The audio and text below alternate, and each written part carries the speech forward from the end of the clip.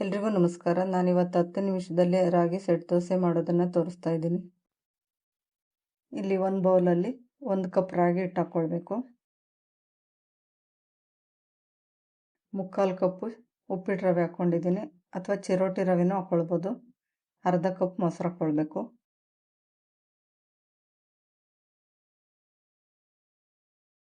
ನೀರು ಸೇರಿಸ್ಕೊಂಡು ಮಿಕ್ಸ್ ಮಾಡ್ಕೊಳ್ಬೇಕು.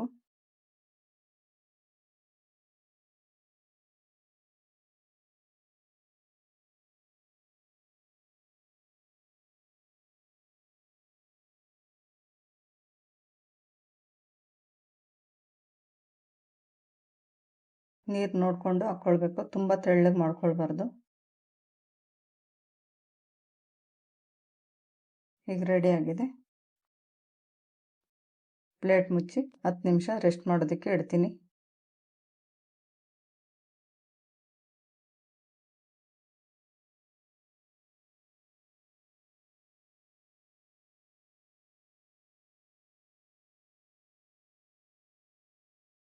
ಸ್ವಲ್ಪ ಕ್ಯಾರೆಟ್ ತುರಿದ್ಬಿಟ್ಟು ಹಾಕ್ಕೊಳ್ತೀನಿ.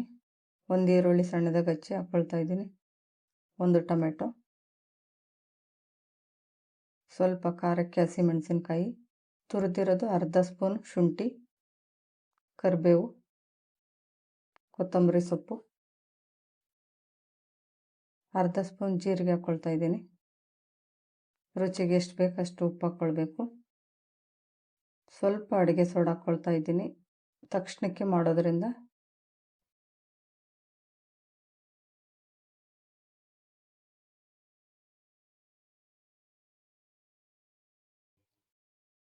ಎಲ್ಲ ಮಿಕ್ಸ್ ಮಾಡ್ಕೊಳ್ಬೇಕು.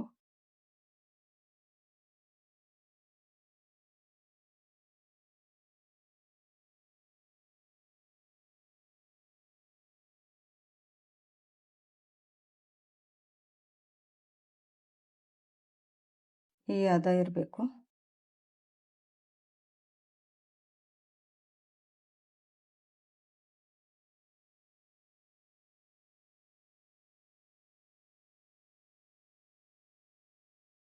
ತವಾ ಬಿಸಿ ಮಾಡಿಕೊಂಡು ಸ್ವಲ್ಪ ಎಣ್ಣೆ ಹಾಕ್ಕೊಳ್ಬೇಕು.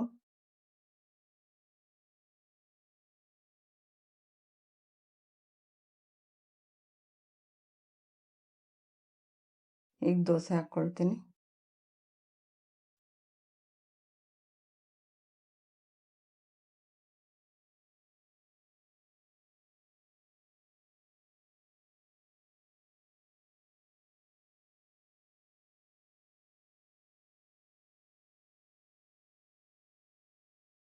ಎರಡು ಕಡೆ 2 ನಿಮಿಷ ಬೇಯಿಸ್ಕೊಳ್ಬೇಕು.